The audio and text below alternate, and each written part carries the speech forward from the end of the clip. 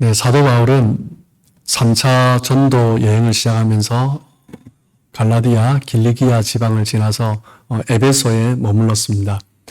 에베소에 도착하여서 한 3개월, 석 달을 해당해서 말씀을 전하다 어떤 불편한 관계 속에서 이제 나오게 되었고, 그러면서 이제 두란노 소원에서 약 2년간 말씀을 전했습니다.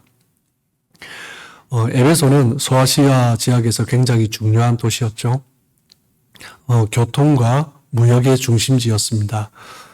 그곳에는 많은 사람들이 모여들었고, 그러므로 말미암아 자연스럽게 그 도시는 풍요로운 도시가 되었어요. 풍요 가운데 또한 따라오는 것이 사치와 향락이었습니다. 또 에베소에는 아데미 신전이 있었는데, 아데미 신전에는 여사제들이 있었어요. 여사제들이 수천 명 있었는데, 그 여사제들은 합법적으로 매춘을 일삼는 그런 행위를 했습니다. 에베소에 있는 많은 사람들이 아데미 신전으로 또 몰려들었고, 또 그 도시는 고린도와 같이 음란하고 타락한 그런 도시였습니다. 사도 바울이 그곳에서 말씀을 전할 때 놀라운 일들이 일어나죠. 우리 사도행전 19장 11절 말씀 우리 다시 한번 읽어볼까요? 자, 시작.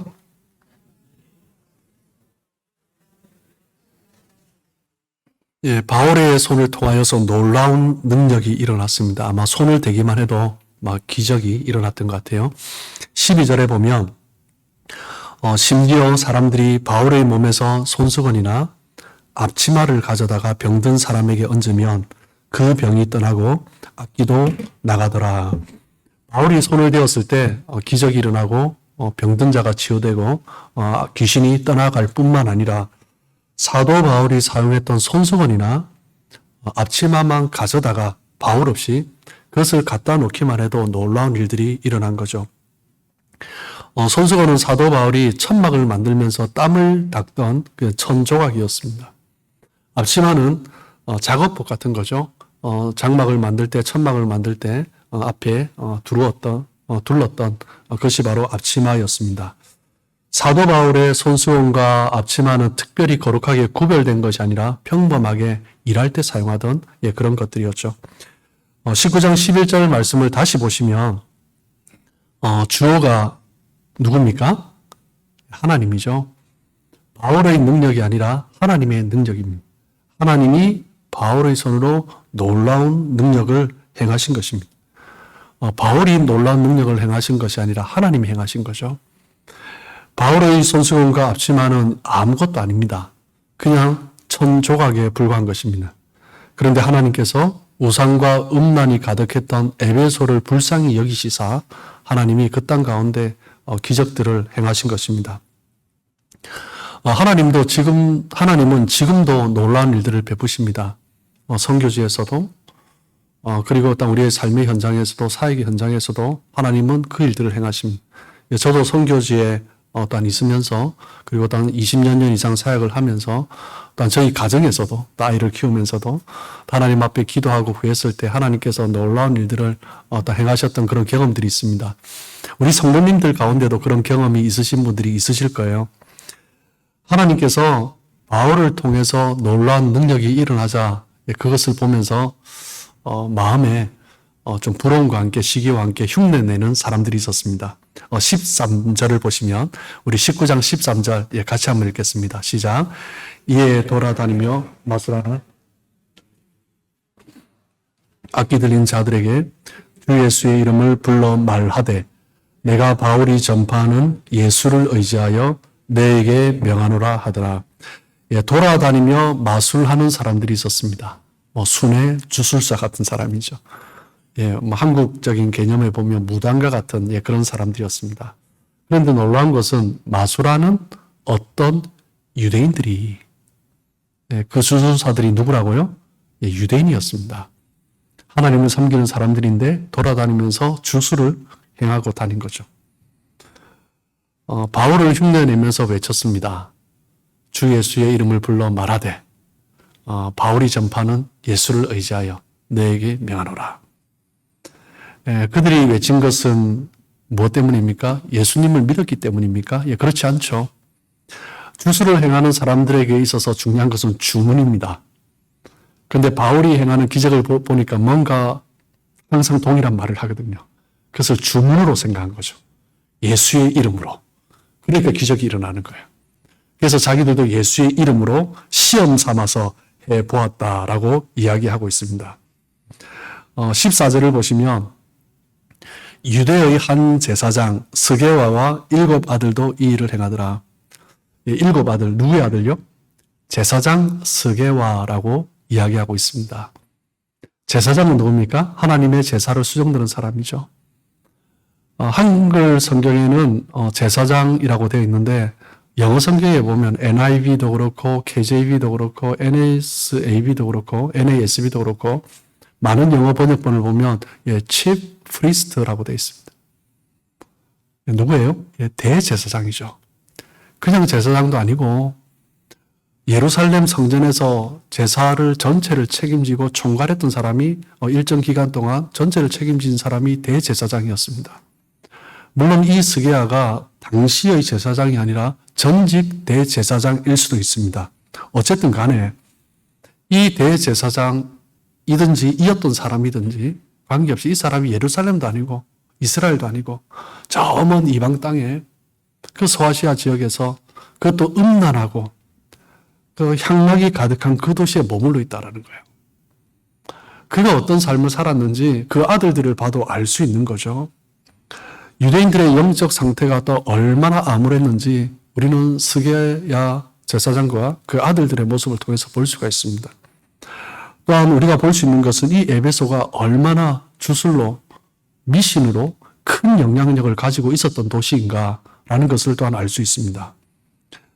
바울을 흉내내는 그 대사장의 아들들에게 악기가 반응을 합니다. 15절을 보시면 악기가 대답하여 이르되 내가 예수도 알고 바울도 알거니와 너희는 누구냐? 너희는 누구냐? 몰라서 묻는 겁니까? 아니죠.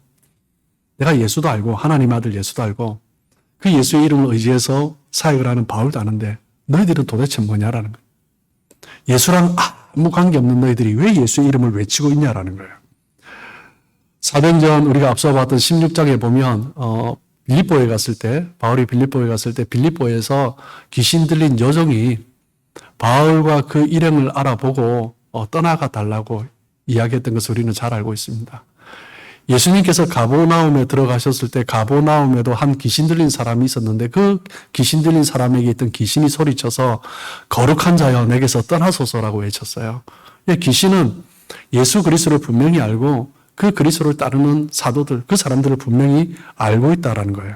그런데 오늘 본문의 악기도 알았습니다. 너는 도대체 뭐냐라는 거예요. 내가 예수도 알고 바울도 아는데 너는 도대체 뭐냐? 뭔데 예수의 이름으로 하고 있느냐? 이 귀신이 보면서도 이게 뭐가 약간 귀신이 보기에도 좀 같지 않은 그런 모습이 아니었나 싶습니다. 악기는 스게아의 아들이 정말 예수를 믿는 자인지 아닌지 알고 있었습니다.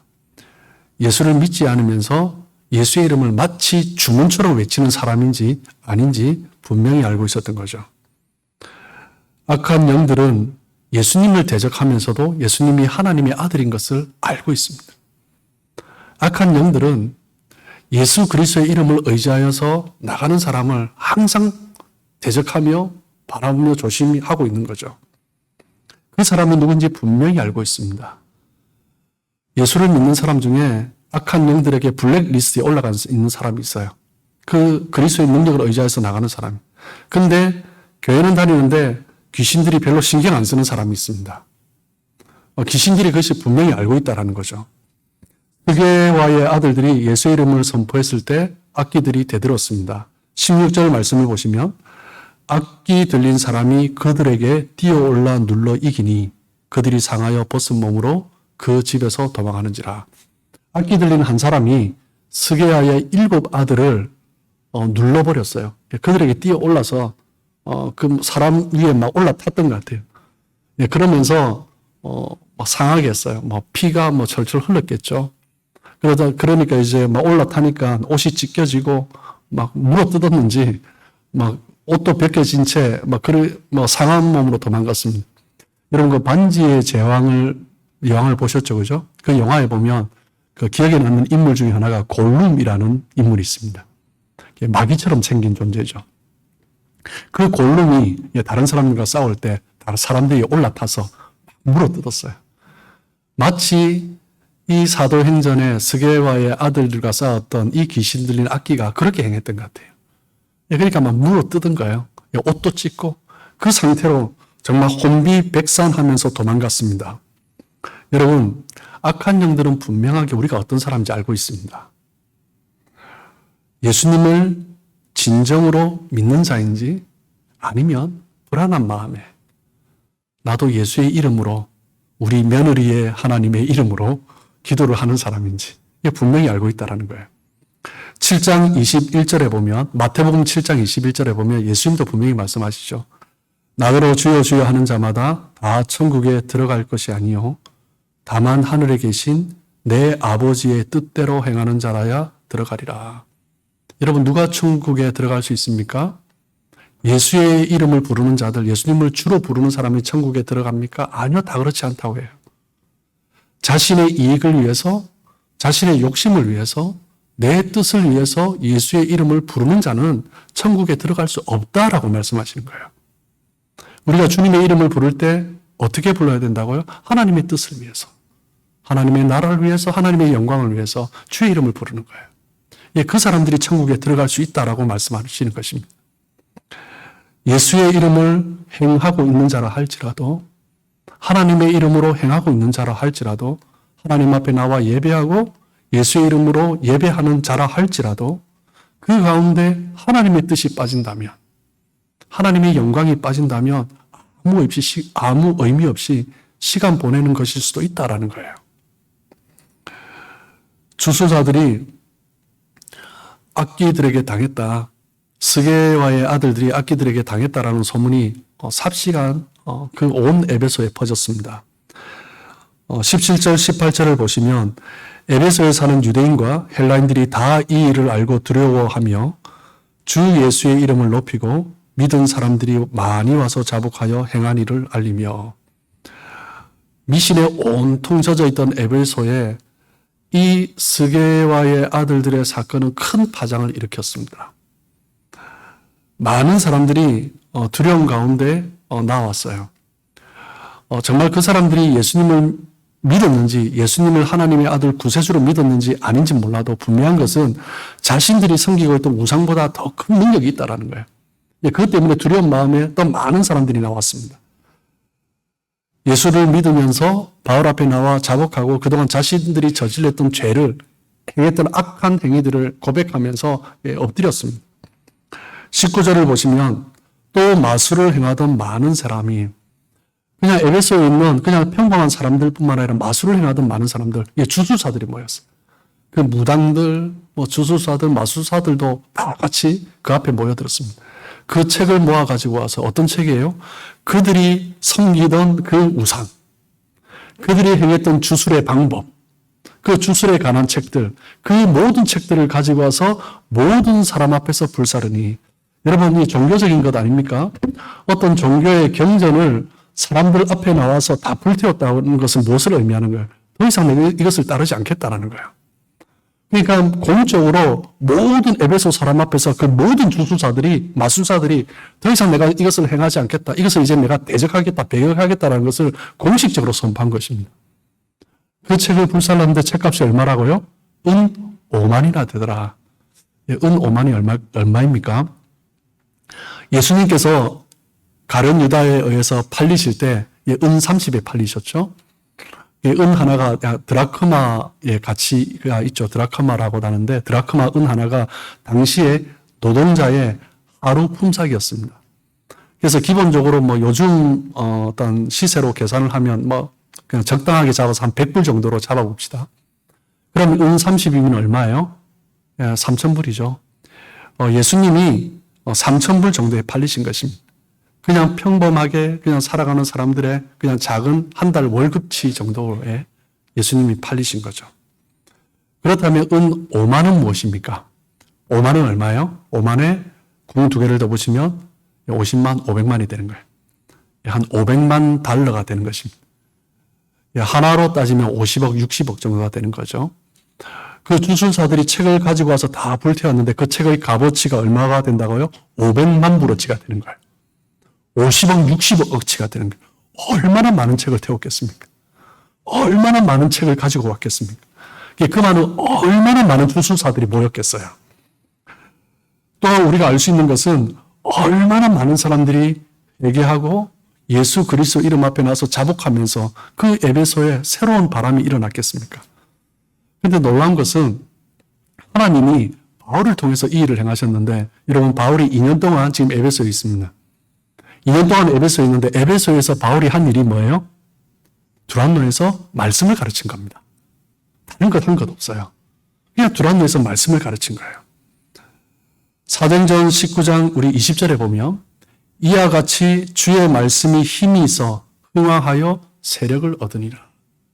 이게 사도 바울이 다른 것을 한 거 아니에요. 그냥 말씀을 전한 거예요. 회당에서 석 달 동안 말씀을 전하다 사람들이 받지 않으니 나왔어요. 그래서 또 두란노에서 거기서 믿은 사람들과 함께 두란노라는 장소에서 모여서 또 말씀을 전했어요. 그렇게 2년이 흐른 거예요.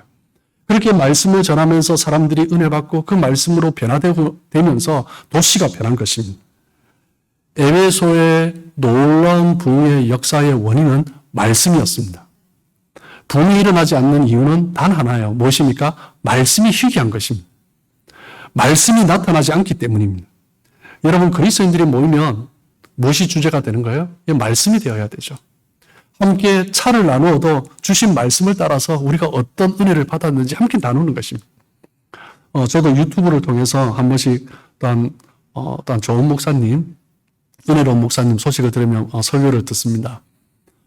설교를 들으면서 한 번씩은 어떤 목사님이 참 말씀을 선포하시는데 그 말씀을 정말 해석을 참 잘해 주시고, 그리고 또 너무나 은혜를 받는 것은 이 말씀을 받은 우리가 우리의 삶의 현장에서 어떻게 살아야 하는가, 그 적용점을 이야기해 주시면서 결단으로 나아갈 수 있도록 이끌어 주실 때 참 은혜도 받고 도전도 받습니다. 그런데 이제 어떤 설교를 가끔 좀 유명하다 해서 들어봤는데, 말씀을 읽었는데 여러 예화들을 좀 이야기하시고 자신의 경험도 얘기하시고 하고 그러다 자신의 생각도 얘기하시다가 어느 순간 설교가 끝났더라고요. 그런 설교 듣고 나면 얼마나 속이 상한지 모릅니다. 정말 속상해요. 우리 성도들 간의 모임도 마찬가지죠. 저희 교회 안에 소그룹을 함께 참여하고 하게 될 때, 그리고 구역 모임에 갔을 때, 어떤 구역에 가면 구역장님이 말씀을 읽고 말씀에 대해서 잘 알고 못 알고는 중요한 것이 아니고요. 이 말씀이 의미하는 바가 무엇인가 같이 나누고, 때로는 틀린 것도 있어요. 그러다 할지라도 함께 찾으면서 이 말씀을 통해서 우리가 은혜 받은 것이 무엇인가, 우리 삶에 적용해 볼 것이 무엇인가, 그렇게 하면서 기도로 마무리할 때 얼마나 감사한지 모릅니다. 그런데 어떤 구역 모임에 갈 때는 말씀을 읽었는데 그냥 말씀과 관계없는 이야기를 나눠요. 그러다가 자기들이 행복하고 친하고 이제 그런 것을 하는데, 그런 구역 모임을 마치고 돌아오는 길에 저는 얼마나 속상한지 모릅니다. 정말 속상해요. 함께 모였는데 말씀이 아니라 다른 그런 지식들, 다른 이야기들을 나누다 마치면, 기도하고 마치면 얼마나 속상한지 모릅니다. 여러분, 우리가 믿는 예수님은 이 땅에 무엇으로 오셨어요? 말씀으로 오셨어요. 요한복음 1장 1절에 뭐라고 말씀하세요? 태초에 말씀이 계시니라. 이 말씀이 하나님과 함께 계셨으니 이 말씀은 곧 하나님이시니라. 요한복음 1장 1절에 있는 태초라는 이 단어는 헬라어로 아르케라고 하는데요. 이 두 가지 개념이 있습니다. 첫 번째는 시간적 시작을 의미하는 아르케의 의미가 있고, 또 하나는 원인에 대한 의미가 있습니다. 그래서 여기서 태초에 말씀이 계셨다라는 것은 무엇을 의미하냐면, 말씀은 이 세상의 시작이 되는 거다라는 거예요. 그리고 또 하나는 이 말씀이 우리 모든 만물의 근원이다라는 거예요. 그렇기 때문에 천지 만물의 근원을 알기 위해서는 우리는 말씀을 알아야 합니다. 천지 만물을 지으신 하나님을 알기 위해서 우리는 말씀을 알아야 돼요. 요한복음 1장 14절에 뭐라고 말씀하세요? 말씀이 육신이 되어 우리 가운데 가시매 우리가 그 영광을 보니 아버지의 독생자의 영광이요 은혜와 진리가 충만하더라. 말씀이 육신이 되어 오신 거예요. 예수님이 말씀으로 오셨다라는 거예요. 이 예수님이 말씀이다라는 거예요. 예수님 이퀄 말씀이다라는 거예요. 우리가 말씀을 받는다라는 것은요, 그리스도 자체를 받는 것입니다. 그 사람이 정말 그리스도를 잘 믿고 있는가, 말씀을 받는 태도를 보면 알 수 있습니다. 말씀 자체가 그리스도인데 그리스도를 정말 말씀을 귀하게 받는 사람, 정말 그리스도를 귀하게 섬기는 사람이죠. 근데 말씀을 그냥 지나가는 이야기 듣듯이 흘려버린 사람은 그냥 그리스도의 존재가 내 삶에 그렇게 중요하지 않은 것입니다. 말씀을 받는다라는 것은 그리스도 존재 자체를 받는 거예요. 말씀이 우리 안에 있다라는 것은 그리스도가 내 안에 계시다라는 거예요. 말씀과 그리스도는 결코 분리되지 않습니다. 말씀이 육신이 되어 오셨다 하잖아요. 말씀을 잘 듣는다라는 것은 말씀을 잘 해석하고 이해한다라는 정도가 아니라 그 그리스도께서 내 안에 거하시게 한다라는 거예요. 그리스도의 말씀이 내 안에 살아있다. 즉 그리스도께서 내 피가 되고 살이 되는 것입니다. 그러면서 내 인격이 변화되는 거죠. 그리스도를 닮은 인격으로 점점 변화되어 가는 것. 그것이 바로 말씀을 받는 사람의 그리스도인의 모습이어야 한다는 것입니다.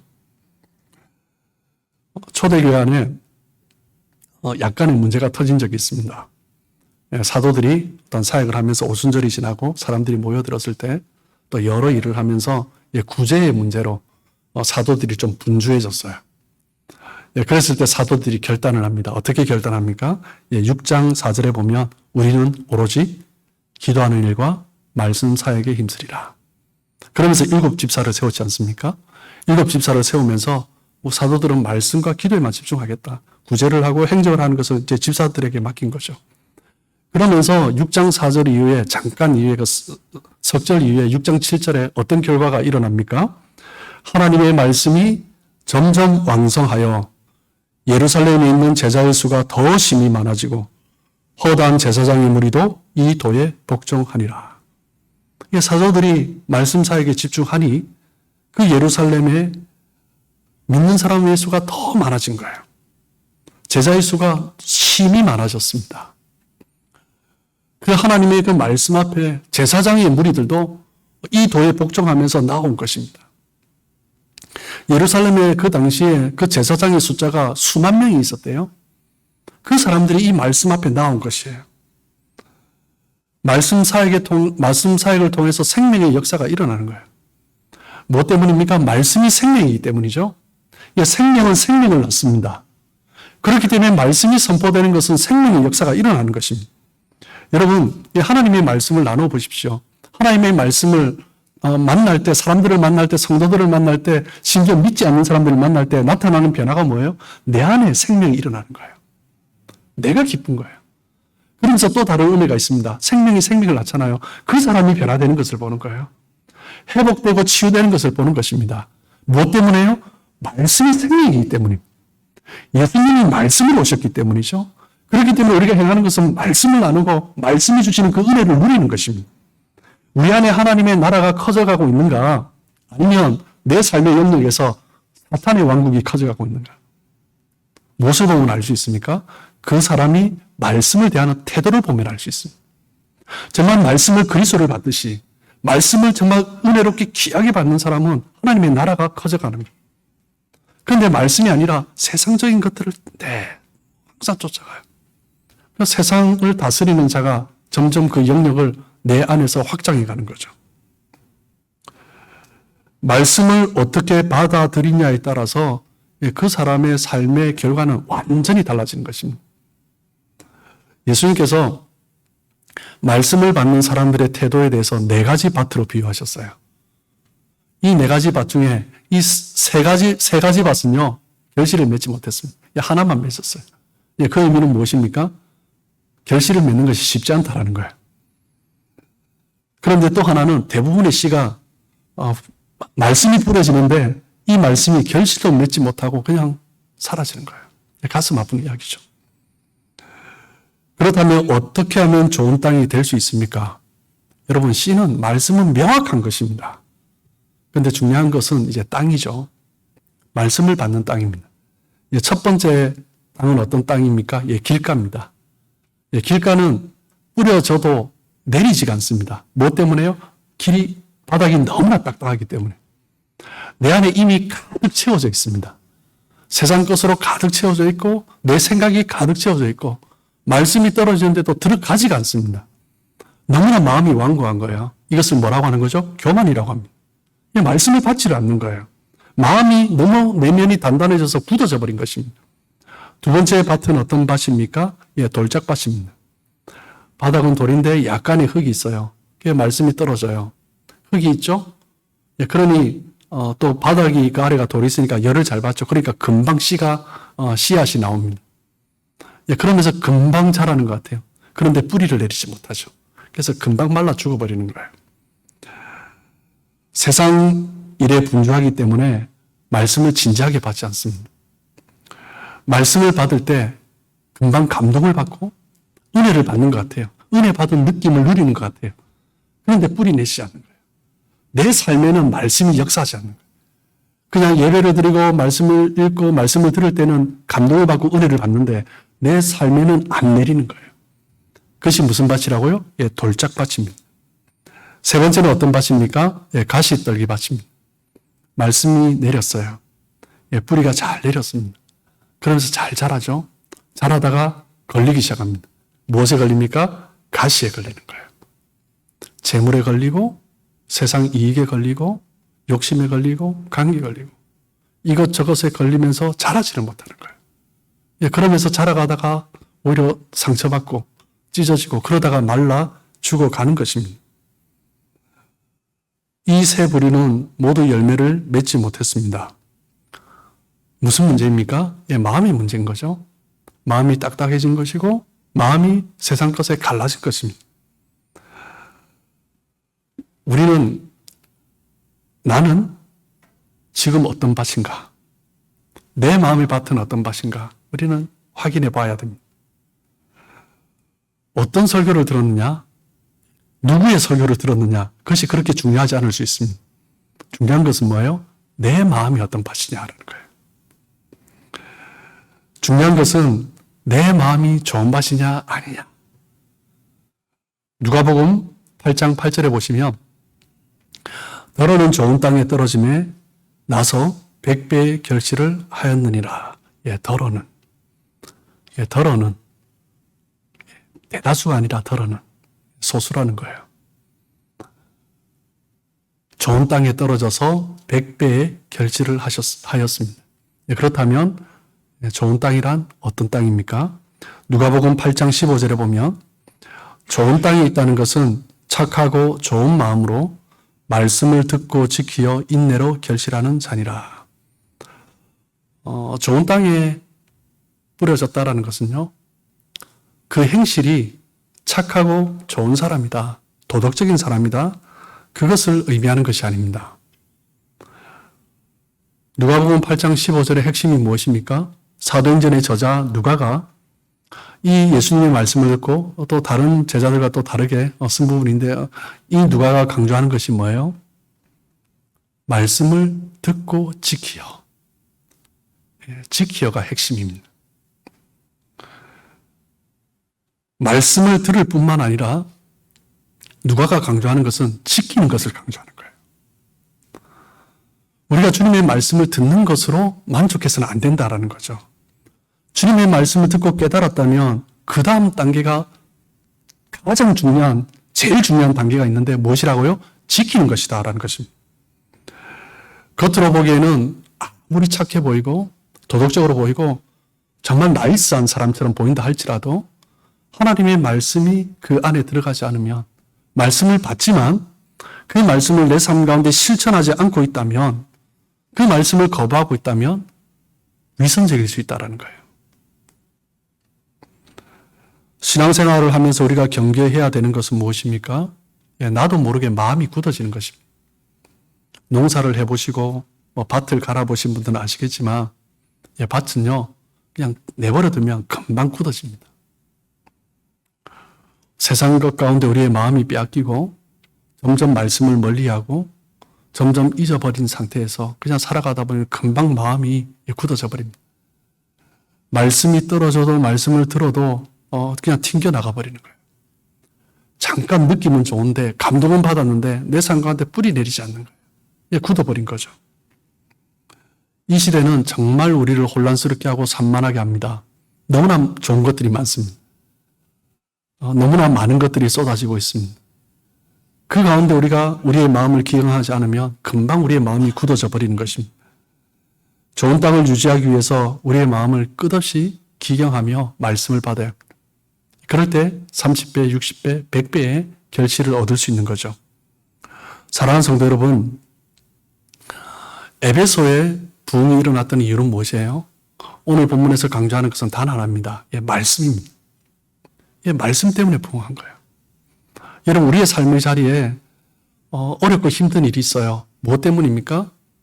물질이 없어서 그렇습니까? 누군가 나를 괴롭혀서 그래요? 아니요, 그게 아니에요.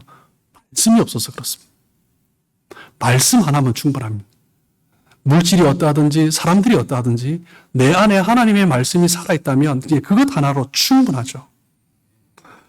우리의 모든 삶의 일상에서 말씀 중심으로 돌아가요. 여러분, 우리가 기도를 하다가 응답을 받아요. 응답을 받아도 우리는 훈련해야 됩니다. 그냥 하나님 주시는 마음 같은 것으로 받아서는 안 돼요. 하나님 주시는 마음 같은 것이 있다 할지라도 말씀으로 다시 한번 컨펌해야 돼요. 다시 말씀에서 하나님 뭐라고 말씀하시는가? 정말 이것이 말씀에 맞는가? 우리는 그것을 들어야 하는 거죠. 말씀을 통해서 하나님의 음성을 듣는 법을 계속 훈련해 가야 합니다. 우리는 이 세상을 살아가면서 부족해서 어려운 것이 아니에요. 그냥 하나님 말씀 하나면 우리는 충분한 것입니다. 나도 모르게 세상의 힘을 믿고 쫓아가려는 성향이 우리 가운데 끝없이 일어납니다. 그렇기 때문에 우리를 기경하면서 주의 말씀을 붙들기 위해서 기경해서 주의 말씀이 들어오면 품는 거예요. 세상의 물질과 세상의 돈에 세상의 환경에 내 삶을 걸지 말고 말씀을 걸어야 되는 거예요. 말씀을 품어야 하는 것입니다. 세상에 의지하게 하는 것들 다 태워야 하는 거죠. 그 주수사들이 태웠던 것처럼 그 500만 불이 뭐가 중요합니까? 50억, 60억이 뭐가 중요합니까? 우리 영혼이 멸망길로 간다면 그거 다 태워야죠. 하나님의 말씀이 선포되면, 하나님의 말씀이 받아지면 주수사들조차도 그것을 다 태우지 않습니까? 우리는 어떤 것보다도 하나님의 말씀을 붙잡아야 합니다. 우리가 예배 자리에 나오면서 여러분 기도하셔야 돼요. 하나님, 오늘 단 말씀을 통해서 내가 주님의 음성을 듣기를 원합니다. 그리고 결단하게 해주십시오. 오늘 말씀을 듣고 내가 무엇을 행해야 될지 결단하게 해주시고 난 그것을 지키게 해주십시오. 그리고 때로 어렵더라도 인내로 결실하게 해주십시오. 이 결실을 맺어야죠. 그리고 함께 또한 주의 예배의 자리에 나오면서 설교를 듣는 여러분 자신들을 위해서 기도하고 그리고 설교자를 위해서도 기도해 주셔야 합니다. 하나님의 말씀이 온전히 선포되게 해주시고 정말 그 말씀이 선포될 때 우리가 함께 믿음으로 받고 정말 우리의 삶 가운데 그 말씀으로 말미암아 결실을 맺는 나의 삶 되게 해주시고 우리의 가정 되게 해주시고 또 우리 교회 공동체 되도록 하나님 은혜 베풀어 주십시오. 사도 바울이 에베소를 변화시키기 위해서 다른 것을 한 게 아니에요. 그냥 말씀을 선포했고 사람들이 말씀을 받은 거예요. 하나님으로부터 멀어졌다라는 것은 말씀에서 멀어진 거예요. 예수님에게서 멀어졌다는 것은 말씀에서 멀어진 것입니다. 나의 삶의 영역에서 예수님이 멀어져 있다. 하나님이 멀어져 있다. 내가 말씀을 멀리한 것입니다. 말씀을 가까이 하면 모든 것이 회복됩니다. 하나님과의 관계가 회복되고 예수님과의 관계가 행복되고 내 삶 가운데 잃어버렸던 것들이 회복되기 시작합니다. 생명이 일어나기 시작합니다. 상처들이 치유되기 시작합니다. 말씀이 내 안에 임하면 관계들이 회복되기 시작합니다. 그 사람은 안 변했을 수 있어요. 그런데 말씀이 내 안에 있으니까 내가 살아나는 거예요. 그러면 변하는 것입니다. 열매는 내가 맺어야지 해서 맺는 것이 아닙니다. 열매는 말씀을 품으면 말씀이 맺게 하는 것입니다. 여러분이 말씀을 품으면 하나님이 우리의 삶 가운데 열매를 맺게 하십니다. 말씀의 우선순위를 두고 살아가는 그 삶을 통해서 하나님은 생명의 역사를 일으키고 회복의 역사를 일으키고 부흥의 역사를 일으킵니다. 정말 말씀을 붙들고 믿음으로 나아가고 또 지키고 결단하심으로 우리의 삶 가운데 30배, 60배, 100배의 말씀의 열매를 가득 맺는 우리 모든 성도님들 되시길 주님의 이름으로 축복합니다.